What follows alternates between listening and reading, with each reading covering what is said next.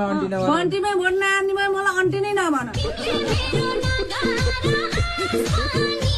Balaji by by बा छोडिदिनु भन्छु हामी। अब केही सिधै छोडिदिनु तपाईँ घरमा हरे राम जपेर बस्नु यसरी भन्छु हामी। अब हरे राम जप्ने बेला भएन।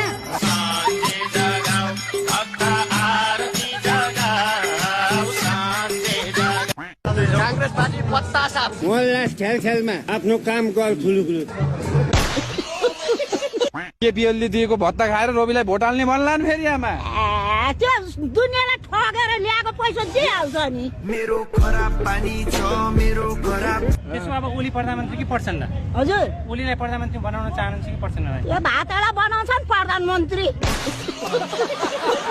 त्यो भ्रष्टाचारी भातलाई केपी ओली चाहिँ चिन्नुहुन्छ नि? चिन्छु नि बाबु, उसलाई त हात मिलाएर उ त्यहाँ पर्पाले मेरो भाइ राम्रो गर्नु ल भनेर पठाएको। तर सबै भ्रष्टाचार गर्नु, सुन व्यापार गर्नु, मान्छे व्यापार गर्नु, भोटाने भनेर बेच्नु भरे आफू सुने त मेरो त उल्टो पो सुनेको दे।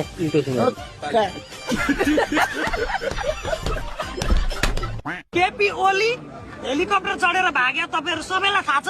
पालेन शाहबाट पनि यस्तै खालको बाटोमा रकेट चढ्नु पर्छ। रकेट भाइ रकेट। तपाईँ ओलीकै एरियामा बसेर केपी ओलीलाई झापादेखि के भन्न चाहनुहुन्छ? गदारी भन्न चाहन्छु। के चाहनु है यहाँका जनता सन्तुष्टि छैनन् ओलीबाट? कोही छैन कोही। है झोलेहरू त होला नि अब। झोलेहरू त होला नि अब। खत्तम। तपाईहरू चाहिँ कतिको सन्तुष्टि हुनुहुन्छ केपी ओलीबाट? यो 0% सन्तुष्टि। 0%